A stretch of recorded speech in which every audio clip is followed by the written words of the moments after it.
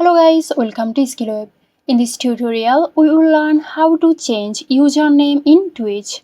So let's get started. First of all, make sure you are signed on Twitch. Then after, go for Profile and select Settings. Now scroll down to Profile Setting. Here you can see Username option. Click on the fan tool next to the username to begin the change process. Here it lets you know that changes are immediate and you can change the username every 60 days. Also, your current username will be held by Twitch for 6 months before being released. To proceed with the username changing process, begin by typing a new name in the box. Twitch will let you know if it's available or not.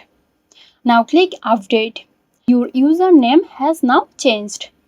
That's it. Hope this video helped you out. Stay tuned for more helpful tutorials here at SkillWeb. This video is sponsored by Zerosoft. Zerosoft offers graphic design, UI UX design, digital marketing and web development. Elevate your brand with Zerosoft today. For more details, check the description box.